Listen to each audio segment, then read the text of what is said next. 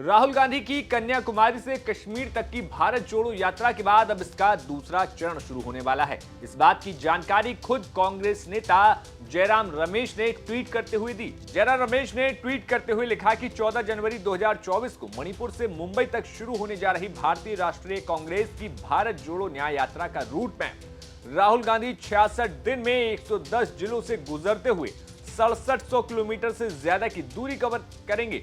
ये पिछली भारत जोड़ो यात्रा की तरह प्रभावशाली और परिवर्तनकारी होगा।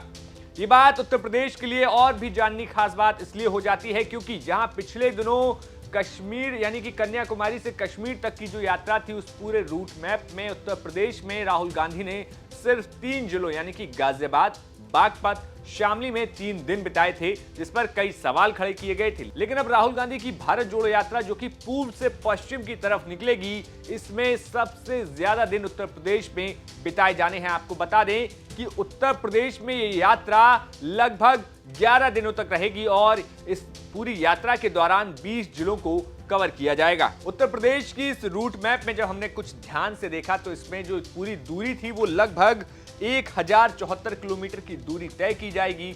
इसमें मुख्य रूप से जो जिले सामने निकल कर आए हैं उनमें चंदौली, वाराणसी, भदोही, प्रयागराज, प्रतापगढ़, रायबरेली, अमेठी, बाराबंकी, लखनऊ, सीतापुर, लखीमपुर खीरी, शाहजहांपुर, बरेली, रामपुर, मुरादाबाद, संभल, अलीगढ़, कासगंज, हाथरस और आगरा का नाम शामिल है। अब इस पूरी यात्रा के रोड मैप के भी अपने कई सियासी मायने हैं क्योंकि जिन जिलों से होकर ये यात्रा जा रही है जैसे कि रायबरेली, अमेठी, ये राहुल गांधी और कांग्रेस के वो गढ़ रहे हैं जो हमेशा से कांग्रेस की सुरक्षित सीटें मानी जाती रही है, चाहे वो शाहजहांपुर हो, लखीमपुर खीरी हो। इन तमाम सीटों पर कांग्रेस का एक समय में प्रभुत्व देखा गया है। लेकिन अब जब दोबारा ये भारत जोड़ो न्याय यात्रा राहुल गांधी शुरू करने वाले हैं तो उत्तर प्रदेश में सबसे ज्यादा 11 दिनों में क्या कुछ यहां की राजनीति में परिवर्तन होता है क्योंकि जनवरी 14 से ये यात्रा शुरू हो रही है और मुंबई में इस यात्रा के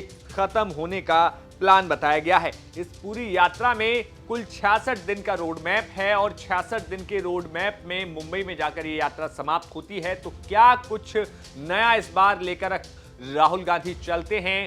जिस तरीके से वो लगातार पिछड़ों और जितनी आबादी उतना हक का नारा दे चुके हैं, क्या इस बार की भारत जोड़ो न्याय यात्रा में वो उनकी छवि दिखाई देती है या फिर वो कुछ नया मुद्दा लेकर आते हैं?